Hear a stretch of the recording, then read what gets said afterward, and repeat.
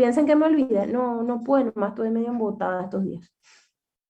Acá ya me pasó un resumen de todos los jugos gástricos y completito, ¿verdad? Entonces vamos a mirar un poco lo que ella me pasó, ¿verdad?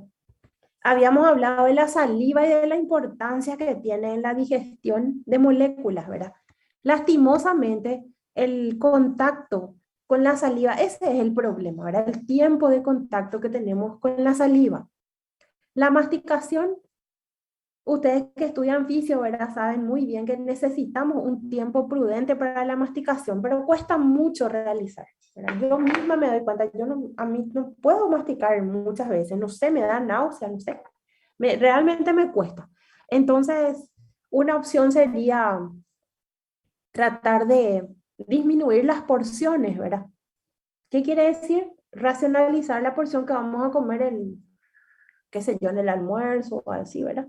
O también hacer las porciones que van en el tenedor, etcétera, que va cada vez a la boca, pequeñas. Ya que no masticamos tanto, entonces por lo menos que sea pequeña y bien triturada, ¿verdad? Que en el sentido de que uno haga varios cortes. Una forma de ayudar, ¿verdad? Y esto que habíamos dado, que tenemos en realidad una mezcla de salivas. Eso es lo que no se tienen que olvidar, ¿verdad? La saliva no es una única, o sea, no discurre hacia la boca desde un único punto, ¿verdad? Tenemos varias glándulas y cada una aporta su porción de la saliva. Interesa la saliva es alfa amilasa. Ustedes recordarán eh, seguro que ya dieron con el profe, ¿verdad? La clasificación de las enzimas y que son de 6 categorías, ¿verdad? Están las clase uno, las oxidorreductasas, la clase 2 que son las transferasas, la clase 3 que serían las hidrolasas, la clase 4 las liasas, clase 5 isomerasas y clase 6 ligasas. Eso ya dieron, ¿verdad? Sí, profe. Ok. Ahora, ¿dónde le ubicamos a estas enzimas? Le vamos a ubicar en la clasificación número 3. Ellas son hidrolasas, toditas. Todas estas que vamos a ver ahora, ¿verdad? Y sería lo siguiente. La amilasa tiene una afinidad por los enlaces alfa de los carbohidratos. ¿Se acuerdan cuando estudiaron carbohidratos que nosotros teníamos uniones alfa y uniones beta entre cada monosacárido, ¿verdad? Y estas enzimas, ¿verdad? Reconocen ese tipo de, ¿verdad? De los enlaces propios de los hidratos de carbono y eso es lo que corta. Ahora, normalmente la disponibilidad de hidratos de carbono sería polisacáridos de diferentes pesos moleculares, ¿verdad? Disacáridos que no pasa nada en la boca y monosacáridos que tampoco pasa nada, ¿verdad? Así que estamos más bien destinados, o sea, en la saliva tiene más bien como objetivo los polisacáridos. Esto ya habíamos visto, ¿verdad? El pH, etcétera. En la producción, no se olviden, la producción de saliva es bastante, o sea, es variable en el sentido que depende mucho de la hidratación de la persona. Cuando una persona no toma mucha agua, se le seca la boca, dice. ¿Por qué? Porque no está produciendo una buena cantidad de saliva, ¿verdad? Y que varía, pero más o menos el rango sería de medio litro a 1 litro por día. Bueno, y la velocidad de secreción, ¿verdad? No nos afecta mucho, esto más para fisiología. Bueno, y acá tienen los tres aportes, ¿verdad? Está la saliva producida por las glándulas parótidas. Esta es la que aporta la amilasa, que es la que le vamos a estudiar ahora, ¿verdad? Las glándulas submaxilar y sublingual aportan bastante glicoproteínas que nos ayudan a las defensas, etcétera, y calcio. Y algunas pequeñas glándulas accesorias de las ramificaciones, ¿verdad? Dan cloruro. En conclusión, tenemos una saliva mixta en la boca que nos permite tener un conjunto de moléculas en esa saliva, ¿verdad? Ahora, ¿cómo ustedes van a estudiar? Siempre separen, de todo esto que vamos a estudiar ahora, separen su estudio en moléculas orgánicas e inorgánicas. Así tienen que estudiar. Entonces yo les puedo preguntar, por ejemplo, cita componentes inorgánicos de la saliva, ¿verdad? Y los componentes inorgánicos sería obviamente el agua y ¿qué más puede ser? A ver si me dicen.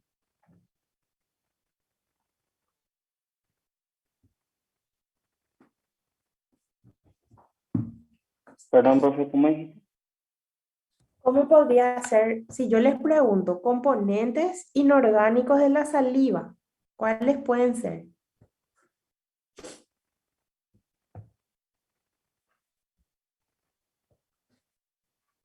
No sería iones, profe. Iones, muy bien. Aparte del agua, ¿verdad? Eso es lo que nunca se tiene que olvidar. Agua sí o sí. Bueno, después, a ver, ya tenemos su composición. Acá tienen unas cuantas moléculas orgánicas, por ejemplo, si yo les pregunto moléculas orgánicas, en primer lugar, lo de la alfa-amilasa, eso no se tiene que olvidar. Y después tenemos, por ejemplo, glicoproteínas, otras proteínas, globulinas, qué sé yo, en proteínas antibacterianas, histaminas, todas esas son moléculas orgánicas, ¿ok? Voy a tratar de poner un... Profe, Glucoso también tiene, profe. Tiene un poquitito, pero el problema de la glucosa es que viene más, o sea, de lo que yo pueda sacar de la saliva, en la glándula salival no vas a tener. Pero si vos sacas la saliva de tu boca, sí vas a tener, porque hay restos de glucosa de los alimentos. Profe, ¿y O la sea, textura le da las mucinas? ¿cómo? La textura de la saliva. Exacto. Todas esas mucinas, todas estas proteínas que citamos acá, esa textura pegajosa le da las proteínas, así mismo. profe, te quería Sí, preguntar, en el caso de una amigdalitis, ¿verdad? No es lo mismo, es esta alfa amilasa que la alfa amilasa la que- misma, lo mismo, profe. misma, sí, ese maxilase. Eh, es un antiinflamatorio enzimático, creo que leí. Upea. Sí, el Sí, mismo.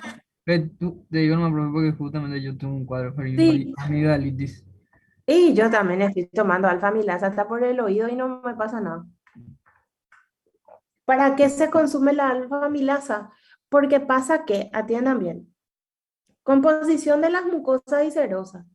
Acuérdense que nosotros en nuestro cuerpo tenemos muchísimas mucosas y serosas. Y entre las mucosas y serosas vos tenés una mezcla de proteínas, tenés hidrato de carbono y tenés lípidos. Pero ¿quién es el que une todo eso? El que se encarga de unir los hidratos de carbono. ¿Por qué? Porque son o glicoproteínas o son glicolípidos.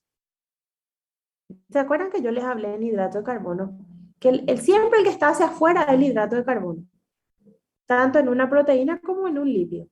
Entonces, eso es lo que une. ¿Y para qué vos tomás la alfamilasa? Para romper las uniones. Las uniones. Vos no rompes con la amilasa el lípido y tampoco rompes el, este, la proteína, ¿verdad? Porque la alfamilasa, ¿qué es lo que rompe? ¿Uniones de qué clase rompe?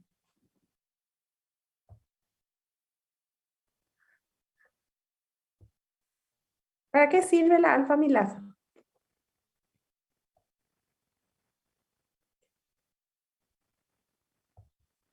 Romper la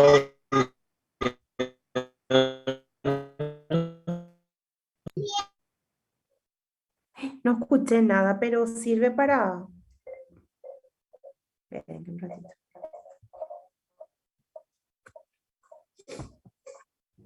Los enlaces glucosídicos sería, profe, ¿verdad? Exacto. Pero el almidón sería, profe. Eh, libera glucosa y maltosa. Sí.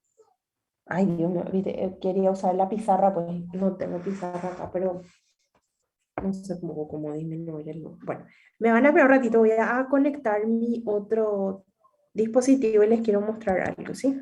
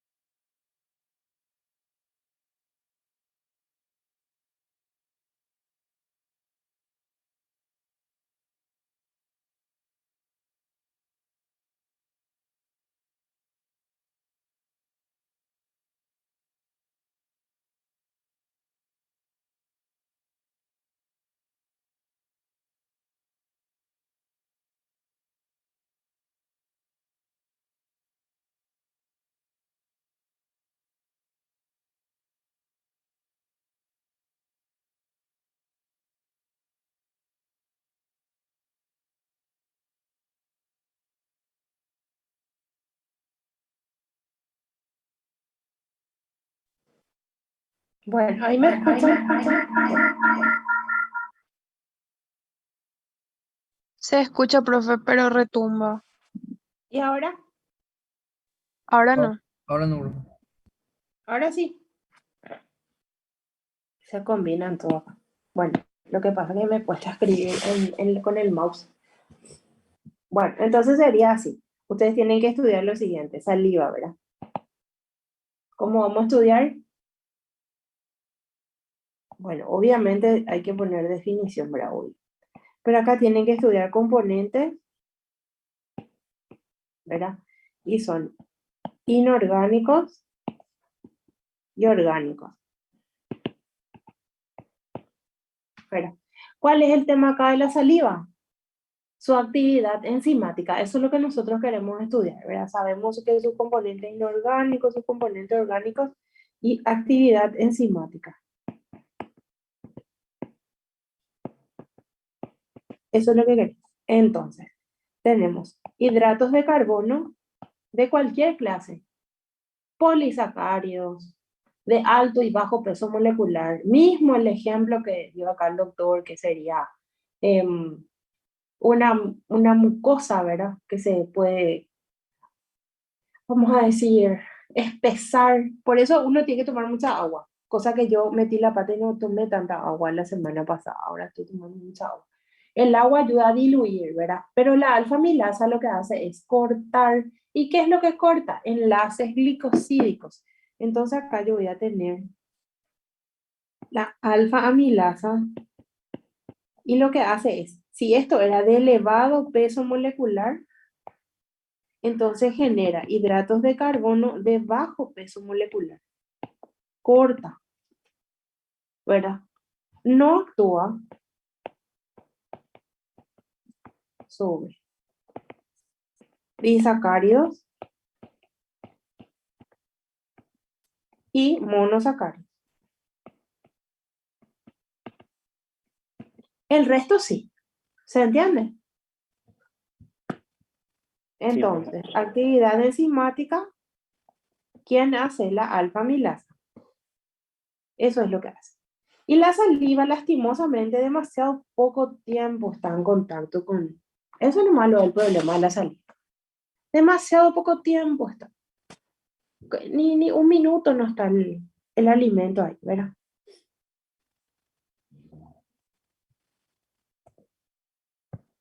Profe, yo había leído que tiene lisosimas también. Sí, también.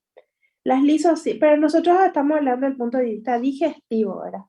Sí, podemos poner, ¿verdad? La lisosima, ¿para qué funciona? Actúa sobre paredes celulares bacterianas, ¿verdad? Y trata de, en primer lugar, el objetivo es inhibir el crecimiento. Primero, no le va a matar de entrada, ¿verdad? Como le va cortando de a poquito, primero inhibe el crecimiento, ¿verdad? Después, sí, le puede matar a la bacteria, ¿verdad? Puede tener un efecto bactericida, pero no es inmediato.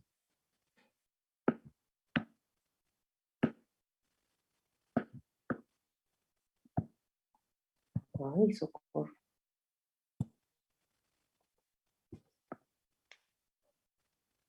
Esto es desde el punto de vista inmunológico, ¿verdad? Por eso es que vamos a decir, al revés. Este no.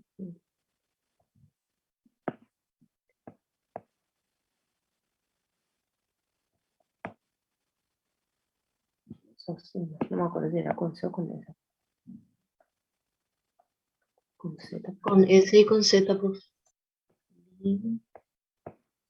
Así, ¿verdad? Sí, profe. Sí, eso sí, ok.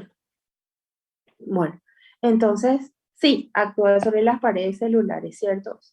Pero, ¿cuál es su tema, verdad? Que no es tan rápido tampoco, ¿verdad?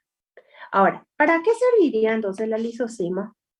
Desde el punto de vista inmunológico es cuando queda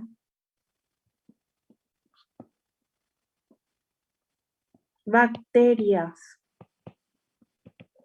en la boca, después, por ejemplo, de una comida, quedan bacterias y no te limpiaste bien o no te lavaste enseguida los dientes. Entonces ahí la lisozima entra a actuar, ¿verdad? Ahora, lastimosamente, si demasiado tiempo se quedan estos microorganismos en la boca, aumenta la cantidad y forma esto lo que se llama biofilm.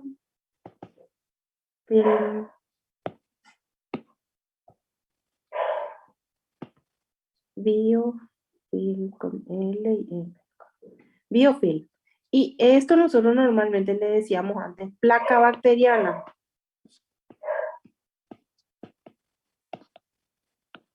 Por eso no podemos nosotros solos con la placa bacteriana. Tendríamos que matarle, ¿verdad? De alguna manera. Y eso lo hacemos con la remoción, con el hilo dental, con una higiene bucal adecuada, etcétera. Porque la lisozima solita no va a poder. No superan la cantidad de bacterias. ¿Se entiende? Sí, en poca cantidad, pero no en mucha cantidad.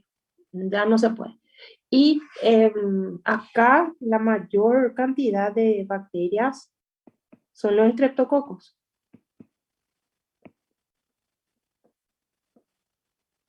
Generalmente, profe, se tiene que usar si es ultrasonido para sacar. ¿Qué tienen que usar? No te escuché. Ultrasonido, profe. Ah, ya. Ese vibrador, ¿verdad? Es Sí, como un sí, eso. pequeño, sí. Sí, hay muchas formas, ¿verdad? Yo la verdad no sé, después de que vi así unas cuantas cosas odontológicas, no le confío tanto, che. Yo nomás me remuevo la placa por eso, pero para eso trato de que no exista la placa, ¿verdad? Trato de lavarme siempre y bueno, de tratar de mantener mis dientes sin problema, ¿verdad? De que se puede, ¿verdad? A veces más uno se olvida y eso cuando está de guardia, la pucha, te olvidas lo de los dientes. Pero bueno, Generalmente, profe, un odontólogo tiene que hacer eso, un ultrasonido. sí, no, eso ni dudarlo, claro. Porque hay Yo lugares nomás donde no, no se llegan, pues, profe. claro, yo un poco no me quiero ir al odontólogo.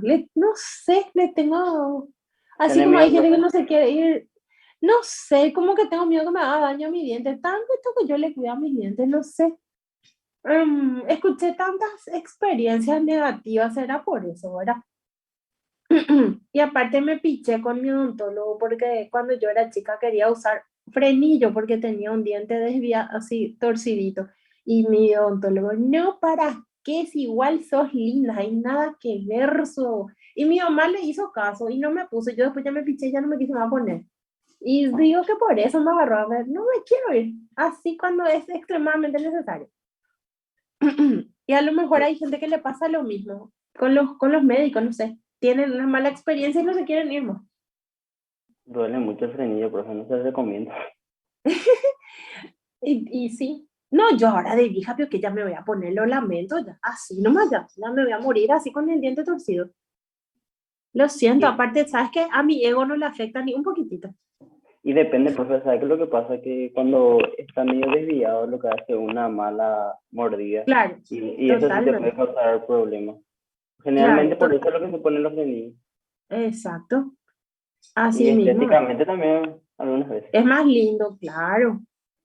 Pero a esta altura ya no creo, doctores. Tengo 47 años y no tengo ni una carie dental. Y tengo mis 32 dientes, así que así nomás. Hay Me que voy a cuidar quedar nomás, nomás. profe. ¿Eh? Hay que cuidar nomás bien Hay que los dientes. cuidar. Si vos pico sos odontólogo, ¿qué más? Yo me querés llevar al odontólogo. No, profe, por mi familia.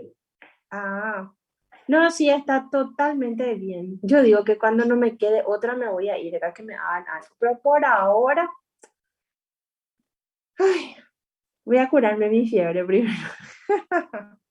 Después vamos a ver qué hago. Estoy delirando ya. Cualquier cosa ya digo, ¿ven? Ya uno cualquier cosa dice así con malestar. Bueno, en fin. Tenés toda la razón, doctor. Todos deberían irse al odontólogo para que le haga una revisión bucal. Totalmente cierto. Bueno, conclusión, ahí le tenemos a la saliva, ¿verdad? Entonces traten de estudiar los componentes. El profe Plans capaz que le pregunte el lisosima, no sé, ya parece que ya no le pregunto, pero este suele ser parte de las preguntas en micro, ¿verdad? En la parte de cómo se puede defender la actividad bucal, ¿verdad? El doctor Sebastián lo que a lo mejor le pregunta en inmuno, porque es parte de las defensas innatas en la boca. Bueno, conclusión. La actividad enzimática de la saliva se basa en la actividad de la alfa-amilasa. ¿Y qué hace la amilasa? Actúa sobre los hidratos de carbono de elevado peso molecular y fragmenta consiguiendo pequeños fragmentos, no tan chicos, pero por lo menos algo más chicos, ¿verdad? A esta amilasa se le dice amilasa salival.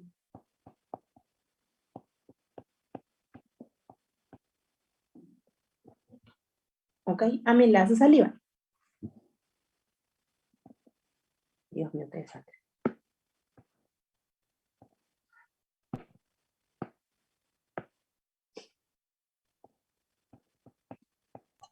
Profe, la saliva tenía también bicarbonato. Bicarbonato, sí.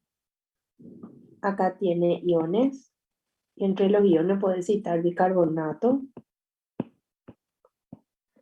cloruros, sodio, potasio, calcio, magnesio, fosfato, agua. Acá muchísimos pueden citar, de sobra pueden citar. Y en orgánicos tienen proteínas de todas clases, ahí tienen la lista. Tienen proteínas glicoproteínas, proteínas enzimas. Y entre las enzimas, si quieren citar, por supuesto, no se olviden de la alfa-amilasa. Ahí la lisosima.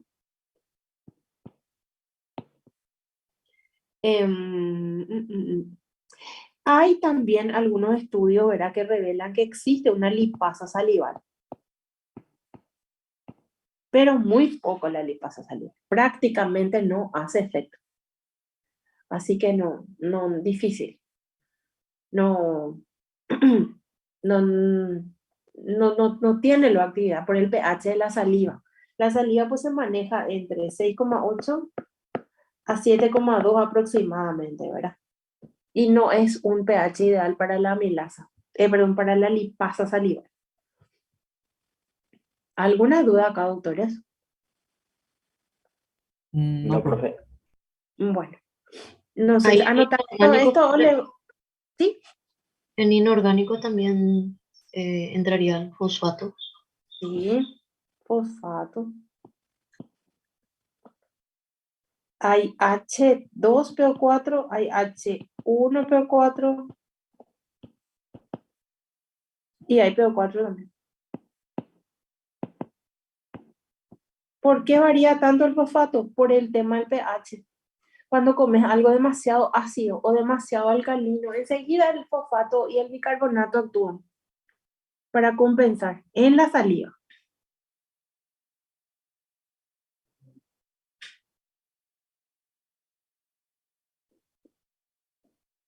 Habías explicado acerca de el equilibrio sobre el bicarbonato y el fosfato, profe, en la clase pasada. No recuerdo muy bien. En el bicarbonato es más, el equilibrio del bicarbonato se da mejor en la sangre. Pasa que en tu boca está muy poco tiempo.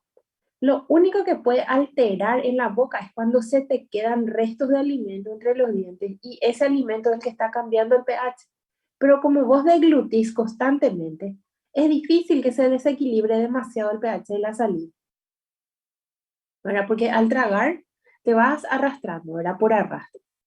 Entonces, el que sí tiende a bajar el pH de la saliva son los azúcares. Y al disminuir el pH de la saliva, eso favorece el crecimiento de las bacterias. Por eso es que los dulces, sobre todo la sacarosa y la glucosa, que se quedan entre los dientes, al bajar el pH de la saliva, estimula esa placa, la placa bacteriana. Y con el tiempo la placa bacteriana se hace más intensa, ¿verdad? En cantidad de bacterias y rompe la película que protege a los dientes y puede causar las caries dentarias. Por eso que los dulces famosos se dice que no tenés que comer o si comes te tenés que lavar los dientes, etc. Y ahí está el problema, que baja el pH. Y un pH ácido estimula en la boca, estimula el desarrollo bacteriano, ¿verdad? Pero por eso los caramelos, los caramelos son, y los niñitos que tienen, por ejemplo, nunca me olvido, yo le veía a una nenita, siempre que vivía cerca de mi casa, le veía con su turrón, ¿conocen el turrón, ese Arcor? Que todos los niñitos les gusta y él chupaba su turrón, ¿verdad? Y te babeaba todo desastre. Yo le decía a su mamá, cuidado, que este le puede hacer daño. No me dio pelota. A los 4 años, pero yo le hablo de los 8 meses, la niñita tenía el turrón en la boca. Y después ya tenía toditos puntitos negros en sus dientitos. Cuando tenía, no sé, 2, 3 añitos, ¿verdad? Famoso eso. Y es el azúcar que baja el pH. Ese equilibrio dramático es en la sangre, ¿eh? Como buffer de la sangre, lo que súper bien actúa el bicarbonato. En la saliva actúa, pero como te digo, la remoción hace que no esté tanto tiempo en contacto. Y llega al estómago y muere todo, ¿verdad? ¿Se entiende? Sí, profe. Ok. A ver un poco. Estamos en saliva, te toca, ¿verdad? Bueno, creo que es todo con respecto a saliva. Vamos a mirar un poco el...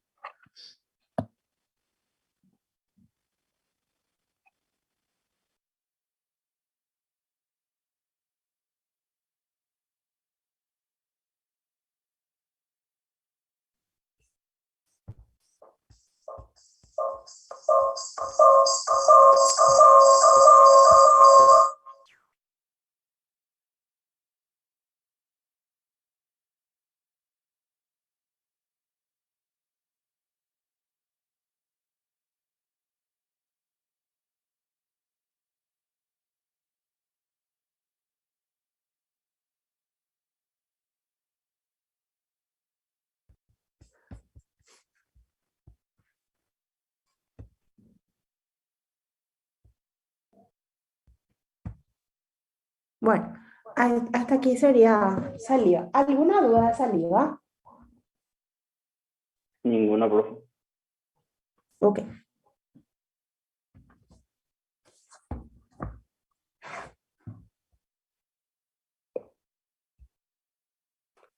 Bueno, jugo gástrico.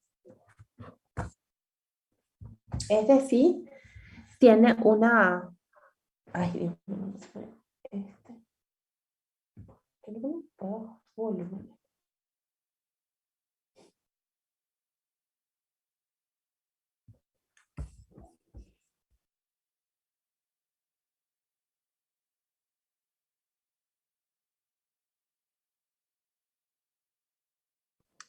¿Ahí me escuchan?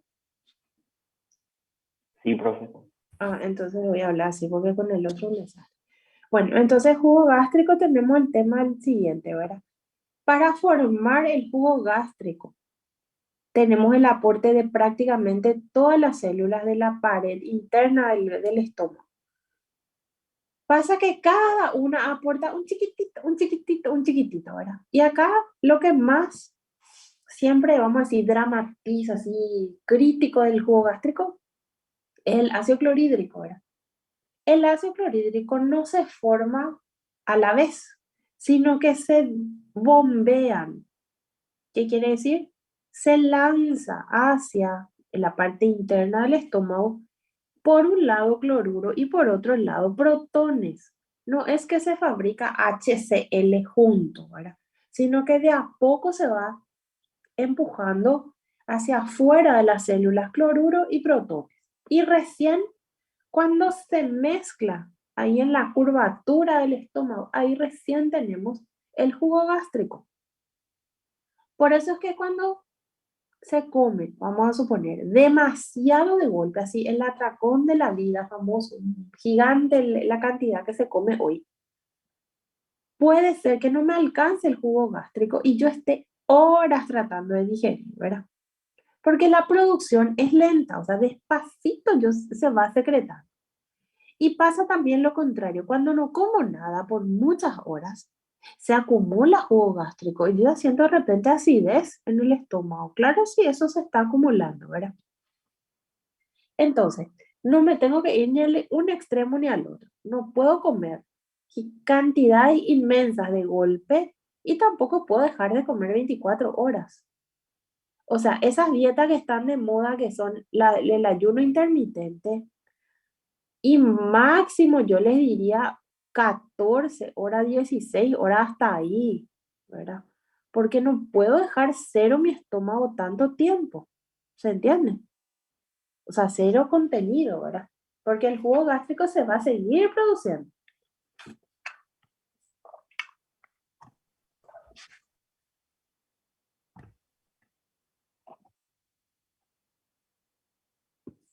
Bueno, y está así, ¿verdad? Aparte de este protón y cloruro que se está constantemente empujando hacia afuera, estos son bombas, no sé si se acuerdan de biología, existe lo que se llama bombas de sodio-potasio, bombas de protones, bombas de cloruro, ¿verdad? Eso es lo que se empuja hacia afuera. Aparte de eso tenemos los componentes orgánicos, ¿verdad? El componente así más llamativo desde el punto de vista de la actividad del estómago es el pepsinógeno. A ver, ¿qué era un simógeno, doctores? ¿Se acuerdan?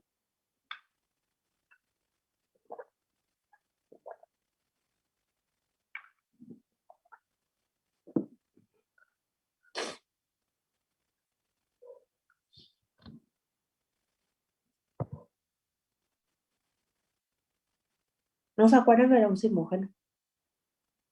¿Qué era, profe? Una Era próxima.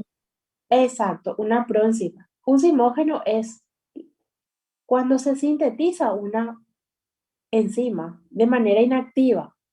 Esto suele ocurrir en los casos de autoprotección. Les lo muestro.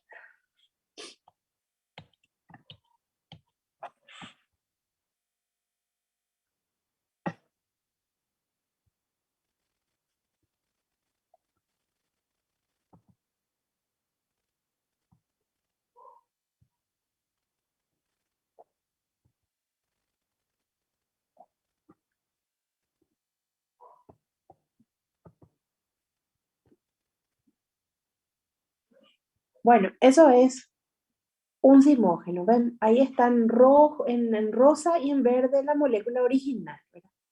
Se fabrica de esta manera para evitar que ya esté activa desde el origen.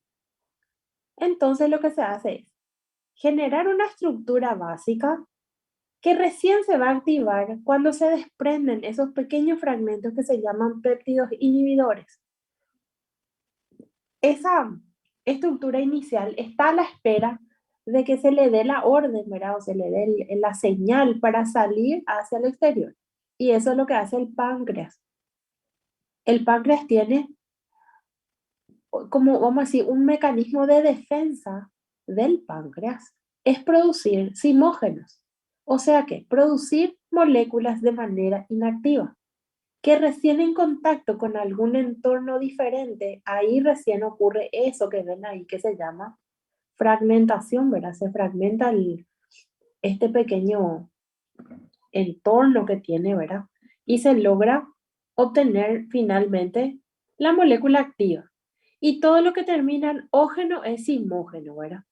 Y en el caso del estómago, no solo el páncreas, ¿verdad? Sino el estómago también genera su propio simógeno. ¿Se entiende esto?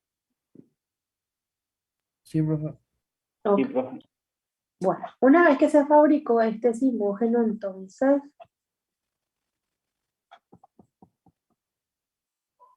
De ahí el pepsinógeno, profe. exacto, de ahí el pepsinógeno, ¿verdad? Ógeno, todo lo que termina en ógeno, simógeno. Entonces, el pepsinógeno se libera de las células parietales, suele ser. se sale hacia el exterior, ¿verdad? En forma de vesículas de transporte se fabrican los ribosomas y se excreta hacia el exterior. El exterior sería el estómago. Al caer en el estómago, acuérdense, están las otras células también que están liberando protones y cloruro. Y esos protones hacen que se rompa ese pedacito y genere pepsina, ¿verdad? Ahí justamente dice pepsina más péptido inhibidor. Y la pepsina, ¿cuál es su actividad? Corta enlaces peptídicos. ¿Y qué son los enlaces peptídicos?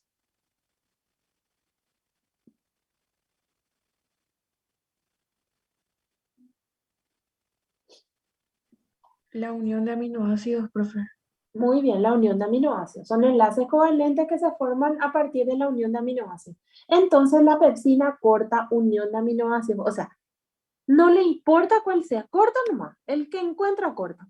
Corta, corta, corta, corta, corta, ¿verdad? Y por lo general, a la altura del estómago están llegando proteínas de alto peso molecular, ¿verdad? Vamos a suponer que te comiste una carne, te comiste soja, ¿verdad? Que tienen proteínas bien elaboradas.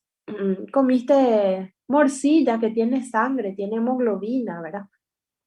Eso se va, vamos a decir, no sé cómo explicarle, mezclando, ¿verdad? Primero se mezcla con la saliva.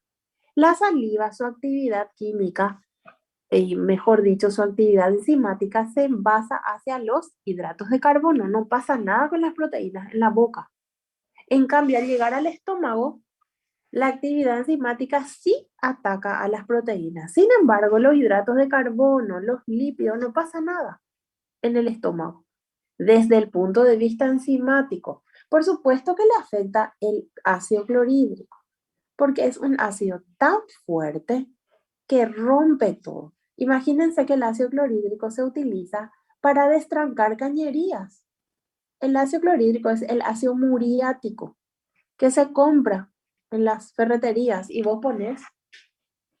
Antes funcionaba mejor porque antes las cañerías eran todas de arcilla, ¿verdad? Esas cañerías grandes que se colocaban en las casas, no las de metal, sino las otras, las de arcilla, súper bien, no le hacía efecto el ácido clorhídrico. Pero ahora no se puede más porque las cañerías son de plástico y no vas a estar derramando ácido clorhídrico en tu plástico, se va a agujerear y chau, cañería, ¿verdad? Entonces es así. Conclusión. El pH ahí justamente menciona, ¿verdad? El pH óptimo es de 1 a 2. O sea, 1 es súper mega ultra ácido, acidísimo. Por eso que cuando uno vomita y arrastra el jugo gástrico, le quema todo el esófago y la boca, ¿verdad? De tan ácido que es. Bueno, entonces tenemos lo siguiente. ¿Cuál es la actividad? Y atiendan bien. Actividad enzimática del estómago. Se basa en la pepsina. Actividad enzimática del estómago. Y luego tenemos la actividad inorgánica del estómago, que se basa en la actividad del ácido clorhídrico. El ácido clorhídrico no le importa quién está enfrente, igual le va a cortar, de tan ácido que es. Acuérdense, es un ácido fuerte. Y cuando tenemos problemas de estómago, por ejemplo, ahí ven, pH aumenta a 3, por ejemplo, ya no funciona más la pepsina. Entonces, por eso es que no conviene tomar mucha agua o muchos líquidos cuando uno está comiendo, ¿verdad? ¿Por qué? Porque sin querer yo puedo ir diluyendo ese ácido clorhídrico y ya no va a tener el mismo efecto. Obvio, es verdad, si yo como le pongo agua a un ácido se va a diluir. Así que por eso siempre es mejor consumir todo, esperar un ratito y luego tomar la gaseosa, el jugo, el agua, lo que quiera. Se tarda más en digerir cuando uno diluye mucho el jugo gástrico. ¿Se entiende? Sí, profe. Ok. Bueno, aparte tenemos una lipasa también, pero no anda muy bien porque su pH ideal es a partir de 3, entonces no funciona en el estómago. Existe una lipasa gástrica, pero prácticamente no funciona. El mucus o la mucosa gástrica, ¿verdad? Que vamos a decir, este, hace como una lámina de protección para las células del estómago, está sumamente preparada para resistir ese ácido. Ahora, ¿puede ocurrir cambio? Y sí puede. Por ejemplo, puede ocurrir cambios cuando uno toma mucho alcohol. ¿El alcohol qué es? ¿Para qué uno usa alcohol? Es un diluyente. El alcohol uno pone por un algodón y vos pasás por un vidrio, pasás por tu celular, pasás por lo que sea y queda impecable de limpio, ¿verdad? ¿Por qué? Porque diluye las grasas. Y el alcohol tiene esa desventaja sobre la mucosa, por eso siempre se dice, es mejor consumir algo de comida y después tomar alcohol, ¿verdad? Porque va pelando, así literalmente va pelando la mucosa gástrica, ¿verdad? ¿Se acuerdan cuando hablamos de lípidos del cerebro? Teníamos cerebrósidos, gangliósidos, esfingofosfolípidos. Y eso, por ejemplo, se ve súper afectado por el alcohol, porque el alcohol diluye. Así que la mucosa gástrica resiste el ácido clorhídrico, pero le afecta muchísimo el alcohol. ¿Se entiende? Sí, profe. Y aparte, no se olviden, acá también se fabrica el factor intrínseco, que es la proteína con la que se va a unir la vitamina B12. Otro detalle importante. Bueno, y sabemos que el jugo gástrico, ¿verdad? Es producido lentamente, por eso es que cuando llega a ciertos momentos del día nosotros tenemos hambre, porque el jugo gástrico está ahí ya preparadísimo para recibir el bolo alimenticio. Por eso es ese ruidito ahí que uno tiene, los movimientos peristálticos del intestino, del estómago, hace ese ruidito, ¿verdad? Y es más o menos esto por hora, ¿verdad? Se va acumulando por hora el jugo gástrico. Bueno, puede haber momentos en los cuales se altere, ¿verdad? Sabemos que hay drogas, esto van a estudiar en farmacología, de, que producen alteraciones en la producción del jugo gástrico. Entonces, las personas que van a consumir esa droga tienen que hacer también tratamientos de dietas especiales, etcétera, porque no va a funcionar bien su jugo gástrico. Y se dice acloridia cuando no estamos teniendo producción de jugo gástrico. Ahora, A es ausencia, ¿verdad? Después tenemos también hipoclorhidria, tenemos menos cantidad de ácido clorhídrico, hiperclorhidria, demasiada cantidad cuando hay procesos patológicos, ¿verdad? Como las gastritis, aumento de la secreción del jugo gástrico. Y ese ácido se va hacia el esófago, incluso puede causar cáncer de esófago, o el píloro se queda abierto y se va hacia el intestino y causa también eh, úlceras intestinales. ¿Se entiende? Sí, profe. Bueno, entonces,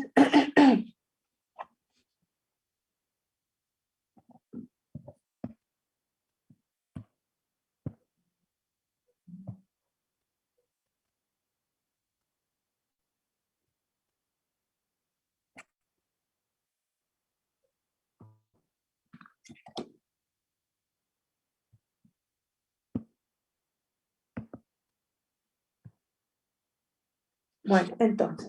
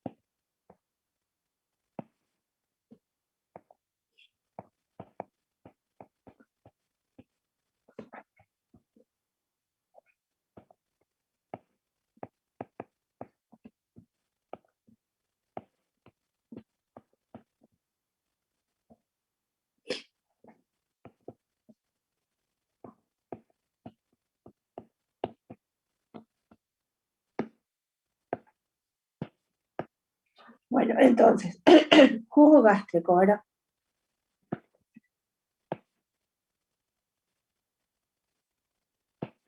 tenemos definición, componentes. ¿Cuáles son los componentes inorgánicos? Por supuesto, encabeza la lista el ácido clorhídrico, ¿verdad? Otros iones, por supuesto que hay un poquitito de calcio, de sodio, de cloro, de fosfato.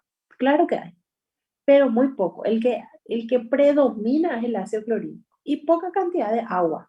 En el jugo gástrico estamos hablando, no el que yo tomo y se mezcla todo, ¿verdad? Lo que yo tomé con la comida es otra cosa. Los orgánicos, que son enzimas prácticamente de actividad, ¿verdad? Pero también tenemos los componentes de la mucosa gástrica, que son lípidos, proteínas e hidratos de carbono.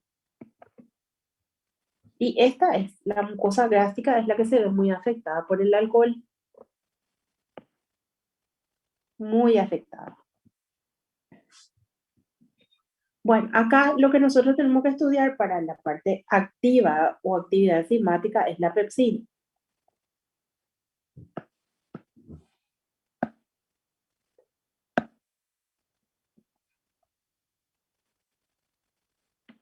Bueno, entonces sería así, ¿verdad? Lo que se llama, vamos a ver, actividad química.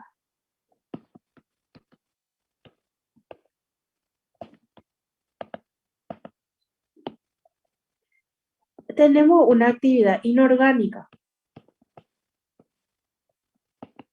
Entonces, vamos a poner el bolo alimenticio que viene de la mezcla de los alimentos con la saliva, se ve atacado por el ácido clorhídrico y produce fragmentos más pequeños.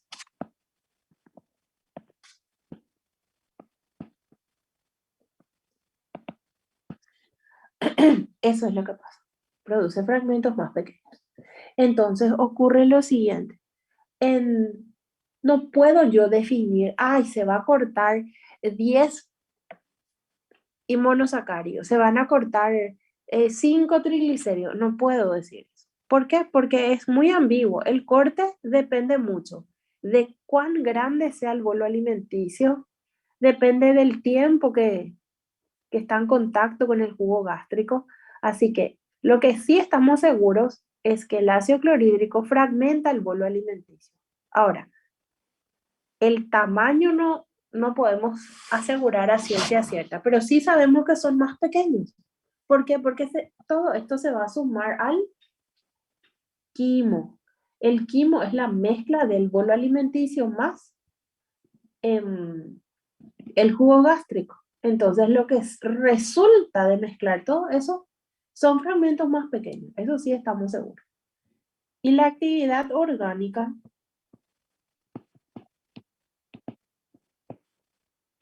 se basa en vamos a decir, en la activación del pepsinógeno, ¿verdad? Entonces, el pepsinógeno en contacto con el ácido clorhídrico se convierte en pepsina, ¿verdad? Y la pepsina ataca proteínas y le convierte en péptidos de diferentes tamaños, pero péptidos. Ya no son más proteínas después del ataque de la pepsina.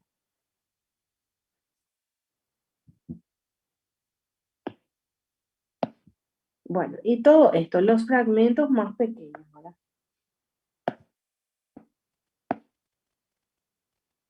Más los péptidos que se forman. Esto se llama quimo. ¿Se entiende? Sí, Sí, profe. bueno. Ok. Ahora, ¿cuánto tiempo tarda? Y la verdad que depende mucho, la actividad gástrica depende mucho de cuánto bolo alimenticio yo le envío al estómago, ¿verdad? Y ese es el gran problema que tenemos en la actualidad. Vamos a decir, El comer apresuradamente, el estar muy estresado, el comer de pie, el no darle el tiempo a la masticación, hace que yo envíe todo al estómago. Y el estómago es realmente el que recibe la mayor parte de la digestión, o sea, el trabajo para realizar la digestión lo hace el estómago. Ese es el problema. Entonces, ¿qué ocurre? Cuando tenemos mucha sobrecarga, el estómago está formado de paredes musculares que se distienden y ese músculo se agranda. Y al agrandarse, mi estómago crece. Entonces a mí me cuesta cada vez más saciarme. Y por eso tengo que aumentar la cantidad porque yo tengo hambre. Porque no se recibió todavía la señal eh, gastrocólica intestinal, ¿verdad? O sea, la parte intestino, la parte entérica, ¿verdad? Todos los nervios de la parte entérica todavía no enviaron la señal al cerebro que ya está saciado. ¿Por qué? Porque ese músculo está distendido y cuesta muchísimo volver a achicar el estómago, tener que dejar de comer mucho tiempo o reducir las porciones. ¿Se entiende? Eso es lo que pasa. Y por eso es que los gastroenterólogos y los que hacen todos estos procesos quirúrgicos gástricos están súper a la vanguardia ahora porque tienen mucho trabajo, porque se come muy mal en la actualidad. ¿Se entiende? Sí, profe. Ok. Bueno, a ver. Entonces, esto jamás se olviden. Actividad inorgánica y actividad orgánica, las dos cosas tenemos en el estómago. Y le tengo que dar su tiempo al estómago, no me puedo apresurar. Tampoco puedo comer y salir a trotar, ¿verdad? Requiere de un periodo de reposo para poder, acuérdense que la sangre fluye con mayor intensidad hacia la zona entérica porque se necesita mucho flujo sanguíneo para retirar los alimentos que están siendo absorbidos. Por eso es que em, vamos a decir, la absorción de moléculas tiene su momento, ¿verdad? Todo, digestión y absorción. Tanto acá vimos la amilasa salival como la pepsina son hidrolasas. Que hacen las hidrolasas? Cortes de enlaces de moléculas de alto peso molecular para convertirlas en bajo peso molecular. Las hidrolasas. Toditas son hidrolasas.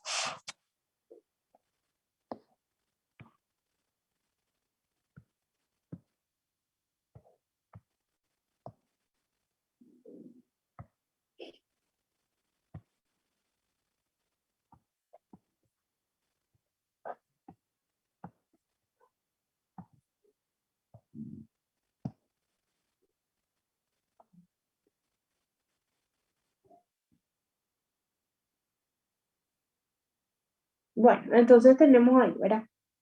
pH ideal de 1 a 2. Actividad del pepsinógeno tiene que fragmentarse primero, ¿verdad? La palabra ahí, autocatálisis, significa que la pepsina también puede cortar el pepsinógeno. O sea que el pepsinógeno se puede ver afectado por el ácido clorhídrico o también por la pepsina, ya que la pepsina corta enlaces que se llaman peptídicos y como el pepsinógeno es una proteína, ¿verdad? Entonces se logra también los cortes y se vuelve más activa, o sea, tenemos mayor cantidad de pepsina. Y por supuesto, no olvidar los componentes. Lastimosamente, las otras enzimas que sí se encuentran en el jugo gástrico no tienen efecto por el hecho de tener un pH inadecuado, ¿verdad? Para estas enzimas. La que de verdad funciona es la pepsina. Bueno, y vamos a ver el jugo pancreático. Lo que le quería mostrar es que hay otra, a ver.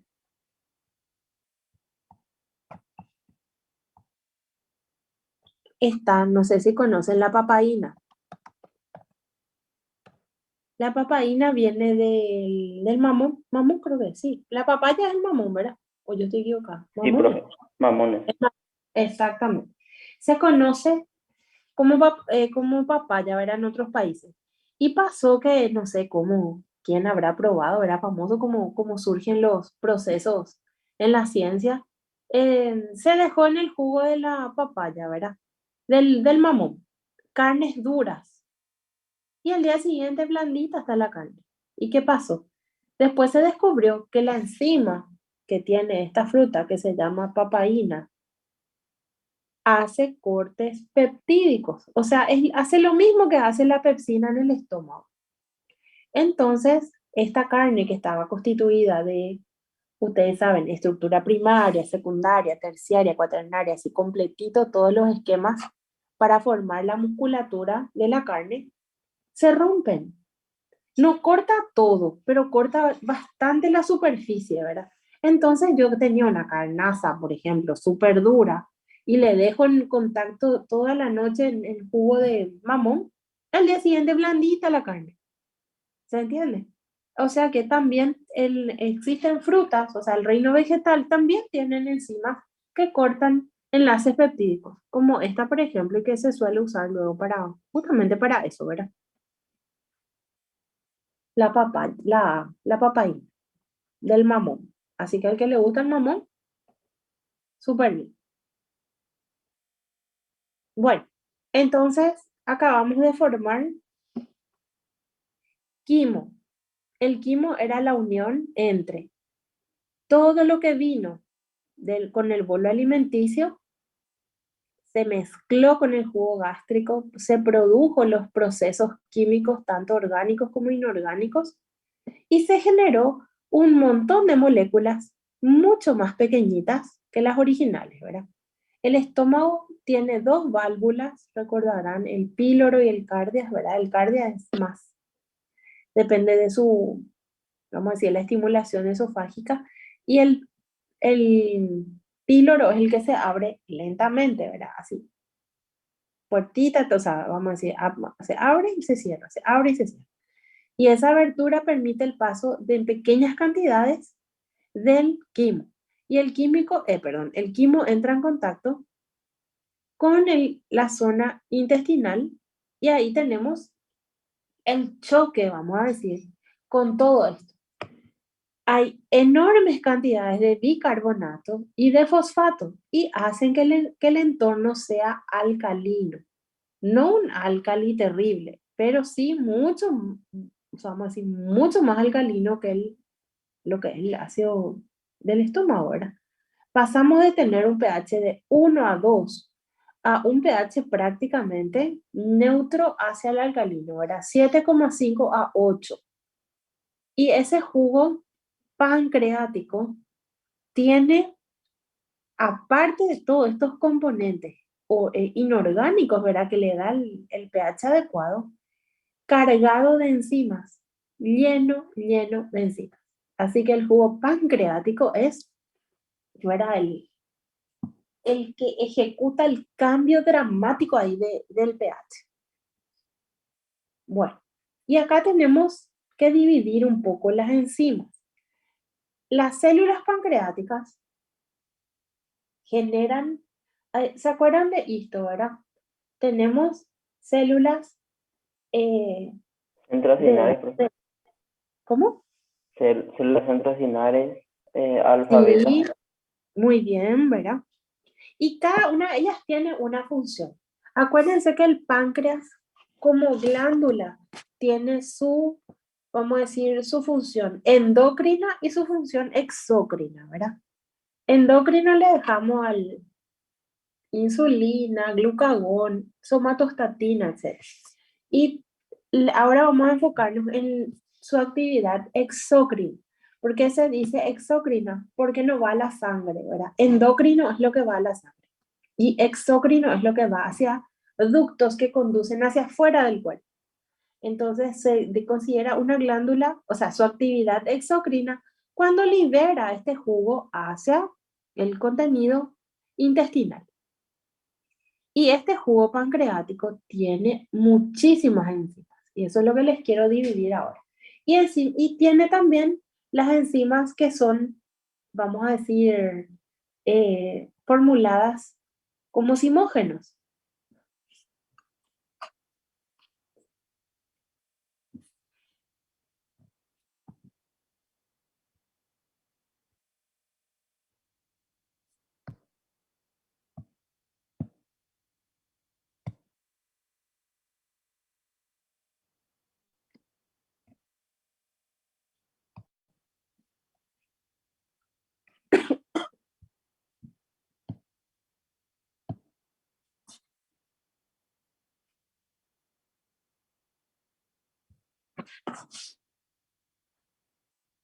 Bueno, a ver, más o menos sería así. ¿Cómo tienen que hacer ustedes su resumen?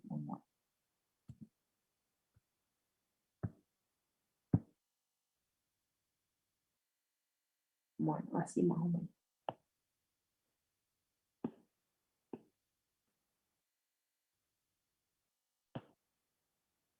Acá van a poner simógeno, si tiene, ¿verdad?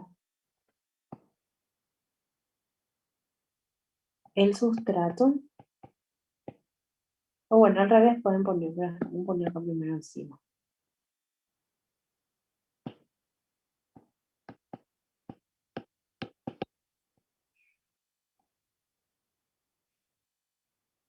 ¿Cuál es su sustrato?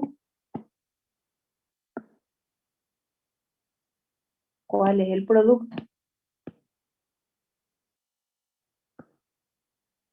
No, esto es medio largo.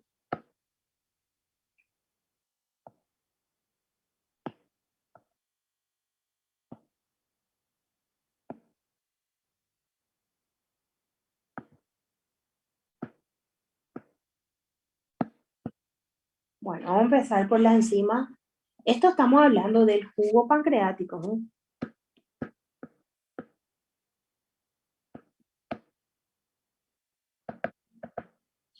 ¿Ok?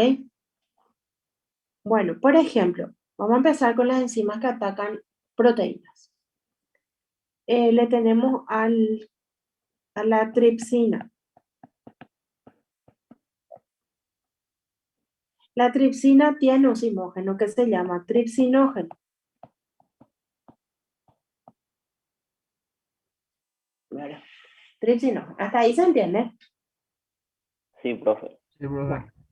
Y si actúa, ¿verdad? Yo puedo acá poner proteínas, puede ser su sustrato. Pero también puedo poner péptidos. Porque acuérdense que esto está viniendo del estómago. Y entonces puede haber cambios, ¿verdad? Así que puede ser proteína y puede ser también hidratos de carbono, ¿verdad? O sea, perdón, lo que quise decir es que puede ser proteínas complejas que ya se han roto su estructura cuaternaria, terciaria, y está viniendo la masa proteica, pero sí la estructura grande, porque eso ya tuvo que haberse degradado en, en el estómago, ¿verdad? Se supone que la pepsina tuvo que haber hecho su efecto y haber roto todo, ¿verdad? Porque no está mal poner proteínas, pero acuérdense nomás que no son las proteínas así complejas, sino que son las proteínas sencillas, vamos a decir, ¿verdad? Todavía no tenemos la complejidad. ¿Se entiende? Sí, profe. Bueno, después también encontramos al... espera.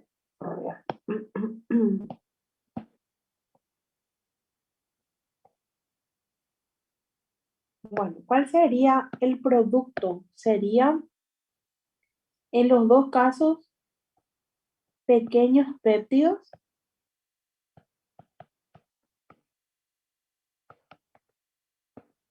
y también aminoácidos, porque puede ser ya que se vaya rompiendo aminoácidos.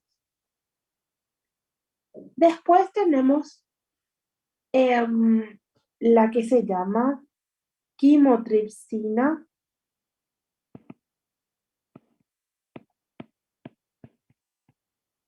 La quimotripsina originalmente se fabrica como quimotripsinógeno.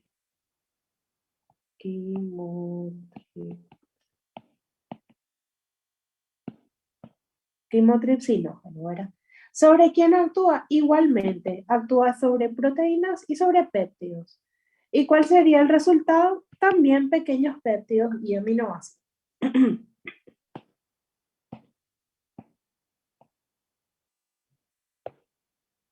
¿Se entiende? Sí, profe. Sí, profe. Ok.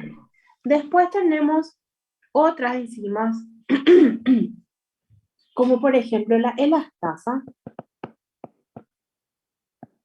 que también actúa sobre proteínas de pequeños péptidos, pero sobre todo sobre la elastina. ¿Verdad? La elastina que se come mucho cuando viene carnes, por ejemplo, ustedes saben, la elastina es parte del entorno del colágeno, sostén del músculo, etcétera. Entonces tengo. Y tiene un simógeno que se llama proelastasa.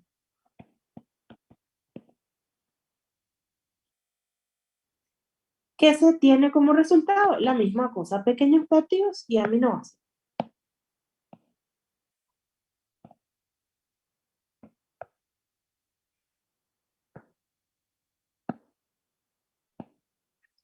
Bueno, después, a ver un poco, tenemos, esta es la otra, carboxipeptidasas. Carboxipeptidasas. Misma cosa, proteínas y péptidos, mismo resultado. Y algunos textos dicen que estas se liberan también en forma de procarboxipeptidasas. Incluso uno le suelen poner carboxipeptidasas tipo A, carboxipeptidasas tipo B.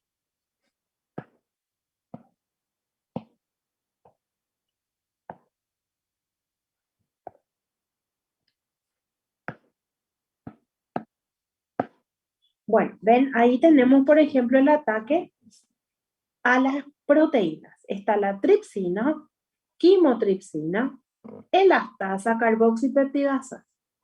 Ahora, la tripsina lo que tiene es que la tripsina puede actuar sobre el quimotripsinógeno para convertirle en quimotripsina. También puede actuar sobre la proelastasa y también puede actuar sobre las carboxipeptidasas, las procarboxipeptidasas. O sea que la tripsina es muy activa y, ¿verdad? Puede actuar sobre las demás para tener más enzimas activas sobre los otros simógenos. ¿Se entiende eso? Sí, profe. Sí, profe. Ok. ¿Ustedes están copiando esto o le van a sacar fotos después? Otro, profe.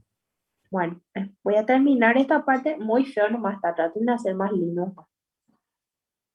Bueno, después vamos a mirar un poco las otras enzimas, ¿verdad? Otros componentes. Están, por ejemplo, la amilasa pancreática. No tiene simógeno y actúa sobre hidratos de carbono, pero que ya están viniendo de la actividad del estómago, ¿verdad? Entonces son de menor peso molecular, ¿verdad? De bajo peso molecular. ¿Y qué son los productos? Los productos son, por ejemplo, eh, qué sé yo, hexasacáridos, disacáridos, monosacáridos. Entonces puede ser mono, di, tri, tetra, penta, hexa.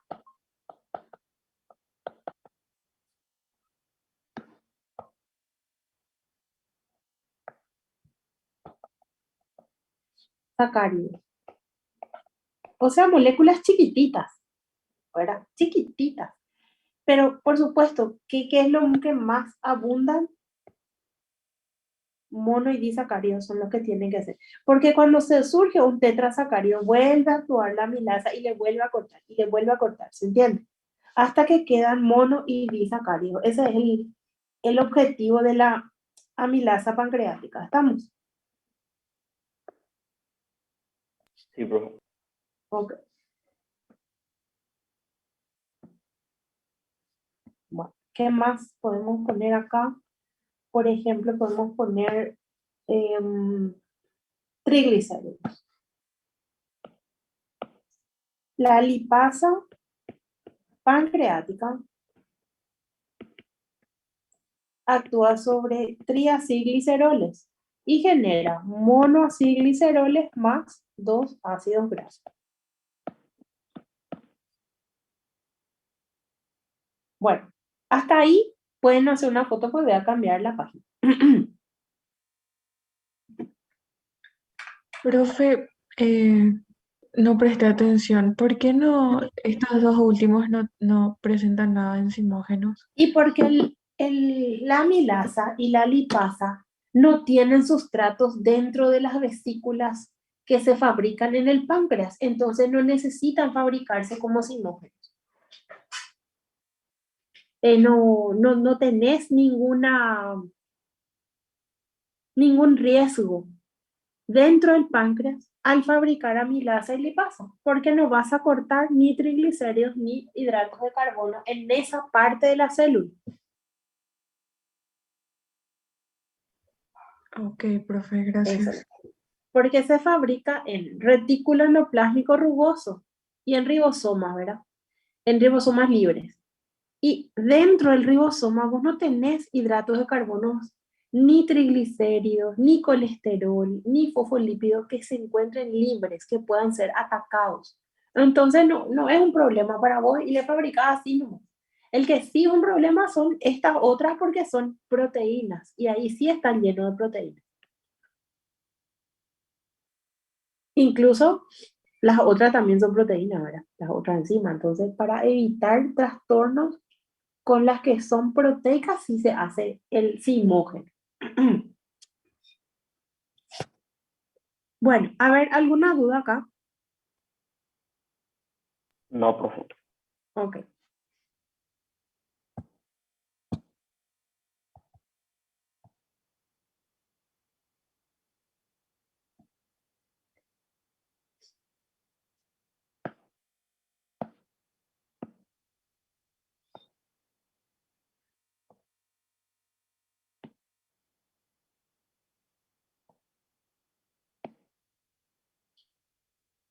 Estas no tienen luna de simógeno, pero les voy a poner más para que continúen su...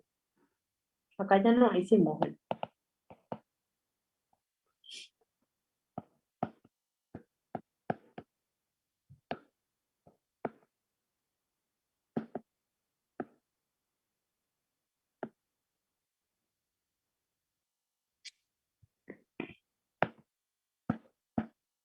Bueno, ya hicimos hidrato, un poco. Hicimos triglicéridos. Bueno, después está la otra. A ver un poco. Si el sustrato es éster de colesterol, la enzima se llama colesterolasa y genera colesterol libre más otra molécula que estaba esterificando. Por ejemplo, puede ser acetilos, propilos.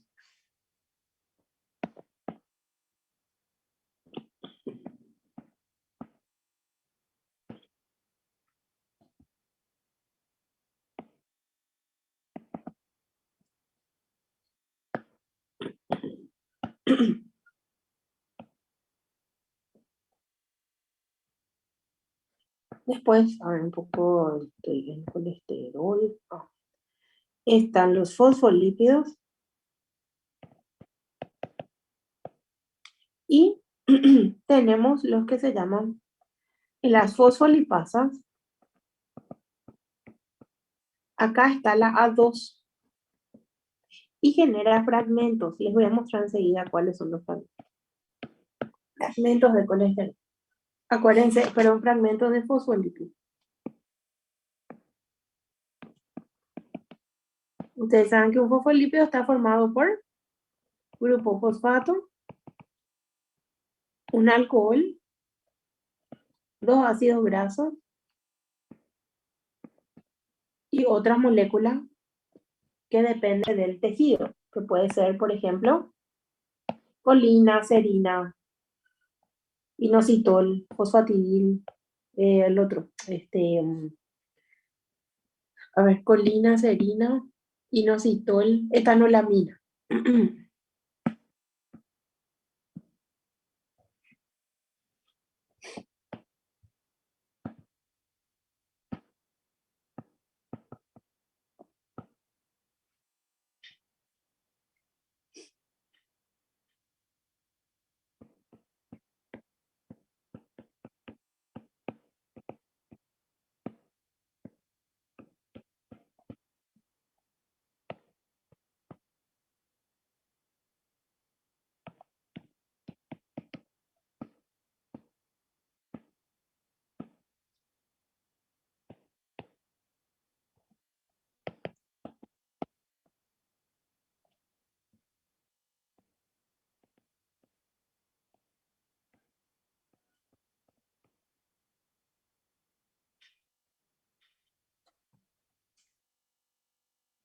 Bueno, no me estoy olvidando nada. Hoy un poco tengo colesterol, lípido, tan. No me acuerdo, se me olvidó.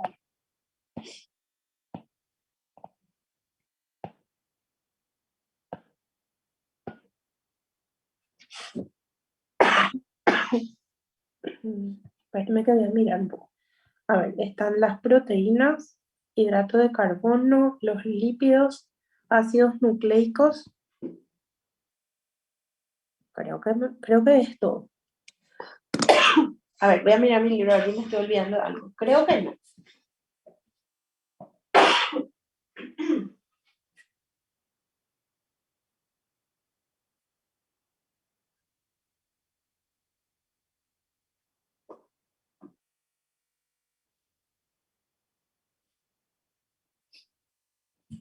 No sé, vamos a mirar Bueno, mientras tanto ya le pueden sacar foto a ese.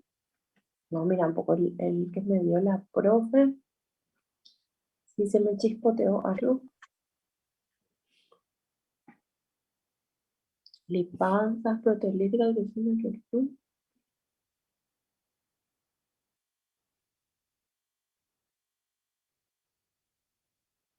no, creo que no, ya está todo.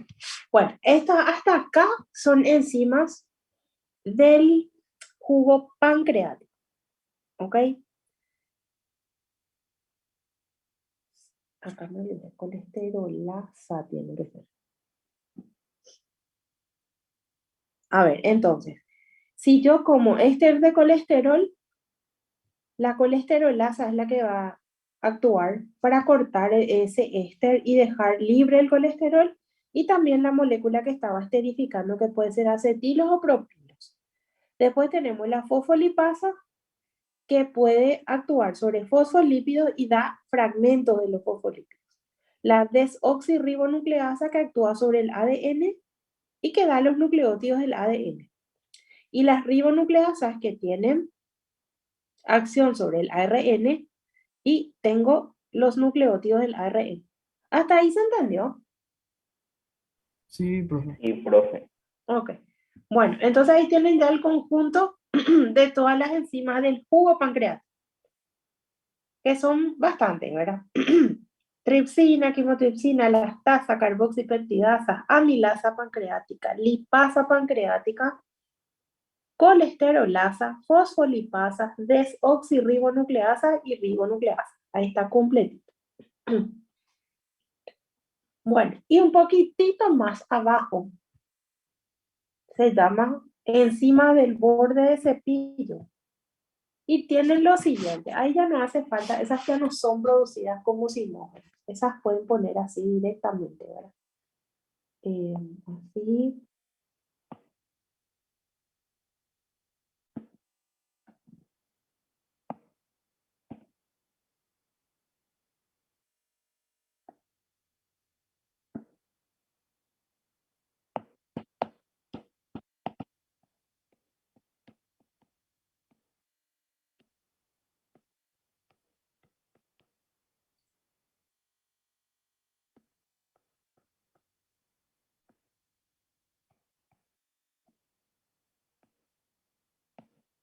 Esto se llama enzimas, a ver, enzimas del borde.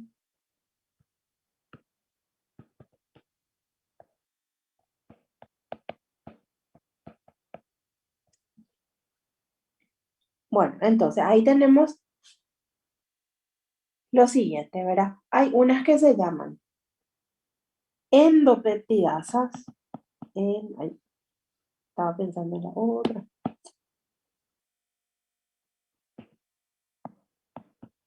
endopeptidasas, exopeptidasas. Toditas actúan sobre péptidos.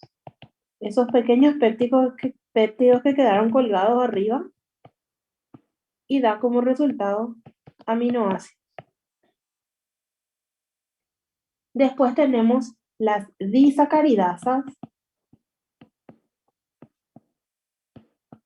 que son este, lactasa actúa sobre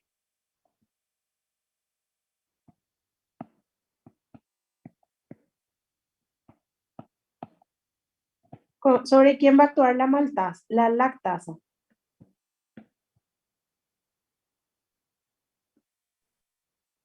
Lactosa puede ser, profe. Claro, lactosa. ¿Y cuáles son los componentes de la lactosa? Galactosa y glucosa. Ahí está, galactosa más glucosa.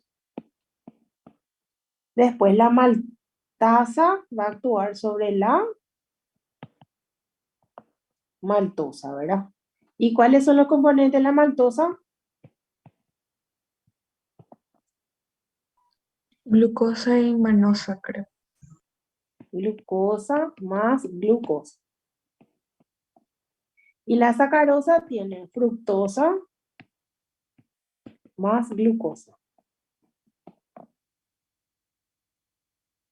Bueno, y acá pegadas a las disacaridasas están pegadas las que se llaman isomerasas, que actúan sobre las hexosas.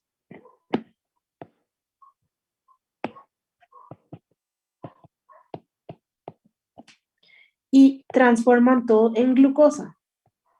Entonces yo puedo tener, por ejemplo, una fructosa y acá está una isomerasa y le convierte en glucosa. Y tengo, por ejemplo, la galactosa, también actúa sobre ella una isomerasa y me convierte en glucosa. ¿Se entiende? Sí, profe. Entonces al final tengo todo glucosa.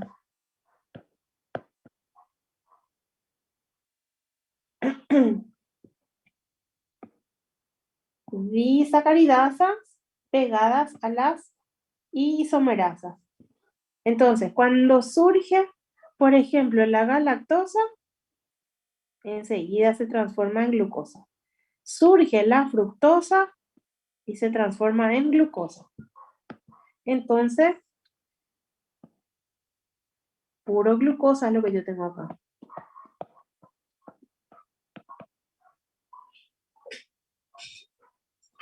¿Ok?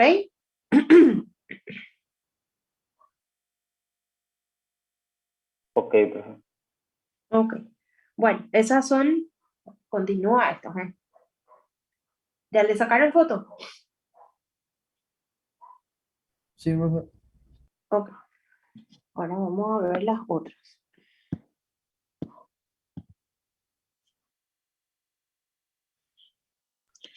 Profe, el borde de cepillo del intestino se refiere a las microvellosidades. ¿O a Así qué? mismo. Ok. A una parte de las microvellosidades, no todas. Un poquitito por debajo del duodeno, ahí nomás, pegadito hacia el final del duodeno. Un poquitito nomás, hacia abajo. A ver, ¿cómo que puedo poner encima? No tan alejado, ¿eh?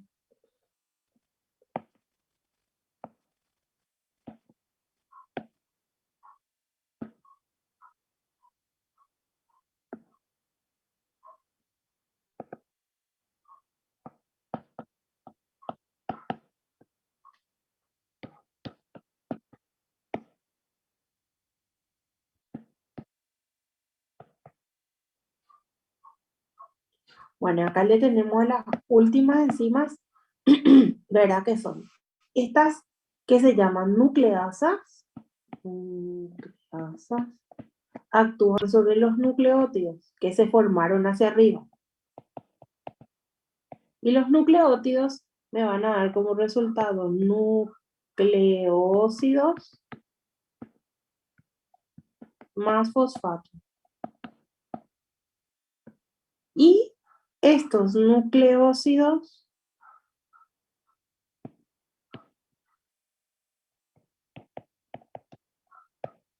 es nucleótido, nucleósido, ¿verdad? Y nucleósidos son atacados por lo que se llama nucleosidasa. Nucleosidasas. y generan el resultado del componente del nucleótido, que sería base nitrogenada más azúcar.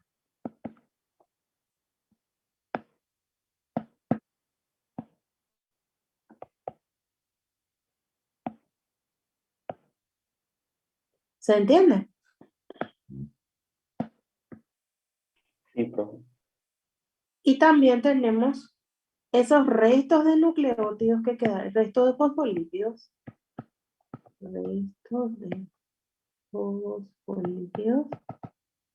Y también algunos puede atacar nucleósidos, pero no tanto como los otros. Tenemos las fosfatasas. ¿Qué es lo que hace es liberar es fosfato? Liberan fosfato y más otra molécula. Entonces, esto es lo que se hace para digerir.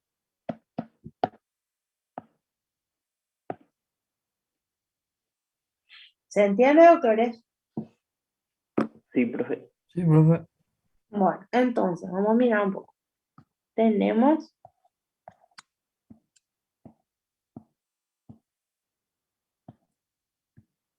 en la saliva amilasa. Solamente actúa sobre los hidratos de carbono. Hace cortes grandes, aparte la pobre no tiene luego tiempo, ¿verdad? Apenas un minuto máximo, ¿verdad? Después se forma todo esto, toda esta mezcla de componentes. Si quieren podemos ponerle acá, todo esto se llama bolo alimenticio.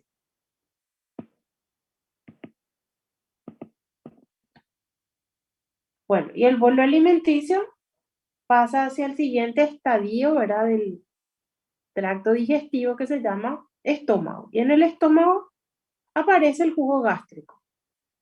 Entonces el jugo gástrico ataca al bolo alimenticio que acaba de llegar.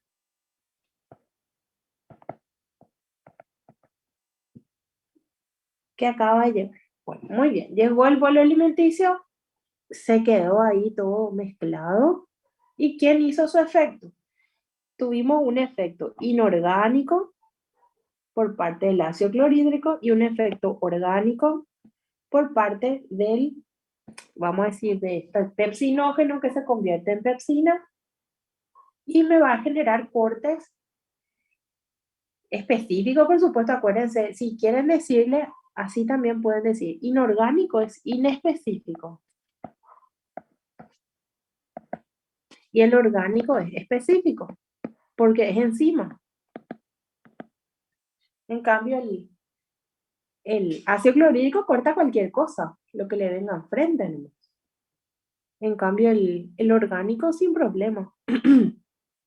Corta enlaces peptídicos. Bueno, y todo eso va a conformar el quimo. Y el quimo entra a chocar, ¿verdad?, con el jugo pancreático. Claro, acá está la bilis también, que vamos a hablar la otra clase, ¿verdad? Pero mientras tanto vamos a darle un poco al jugo pancreático. El jugo pancreático tiene un montón de enzimas.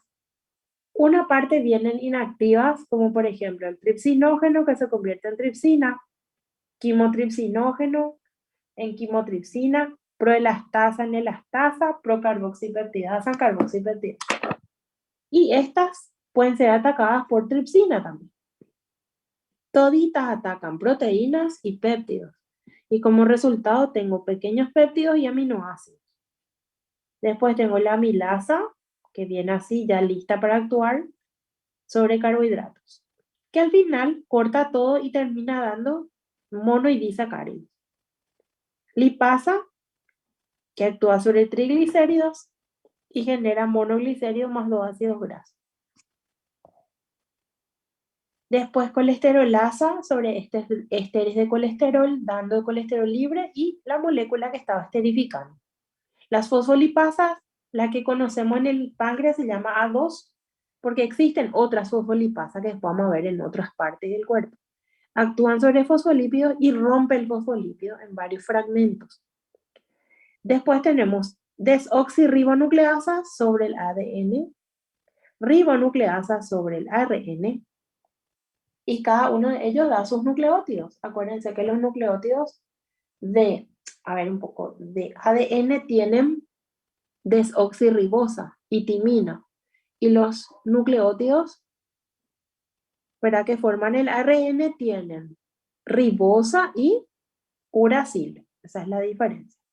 Y después tenemos aquellas que surgen un poquitito más abajo, que sería la que le llamamos enzimas del borde de cepillo del intestino, que son producidas por estas células, no son producidas por el páncreas. Son endopeptidasas que cortan enlaces peptídicos de pequeños péptidos y liberan los aminoácidos, enlaces peptídicos internos. Y exopeptidasas cortan desde afuera, de los enlaces más externos, de los péptidos, y da aminoácidos. Y las disacaridasas que actúan sobre nuestros disacáridos, que son los que manejamos nosotros, lactosa, maltosa y sacarosa, ¿verdad? Lactasa, maltasa, sacarasa. Y da sus componentes. Y las isomerasas actúan sobre todas las exosas, generando glucosa. Y las glucosas producidas son las que son absorbidas. ¿Se entiende, doctores? Sí, Sí, profe. profe. Ok. Y por último le tenemos a las nucleasas que actúan sobre los nucleótidos, dando nucleósidos y fosfatos. Las nucleosidasas actúan sobre los nucleósidos dando bases nitrogenadas más azúcar. Acá tenemos, acuérdense, los azúcares serían ribosa y desoxirribosa.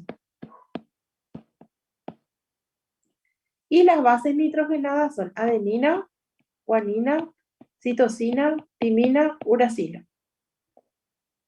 ¿Ok? Esos son todos los componentes que se van degradando. Y por último, la fosfatasa, esos restos de fosfolípidos que quedaron, le quita el fosfato porque el fosfato entra por canales iónicos. Más la otra molécula que quedó que depende de dónde se cortó, ¿verdad? Puede ser serina, ¿verdad? Serina, colina, puede ser inositol, etanolamina. Depende de lo que traiga el fosfolípido, ¿verdad? Muy bien. ¿Alguna duda hasta ahí, doctores? No, profe. Ok. Conclusión, toditas estas son hidrolasas, ¿eh? Toditas. Desde allá la saliva hasta la última fosfatasa del borde de cepillo, toditas son hidrolasas.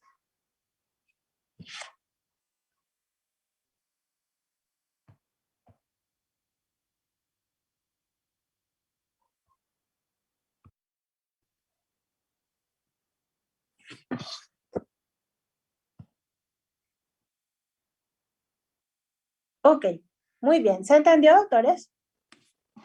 Sí, profe. Muy bien. Voy a llamar la lista entonces.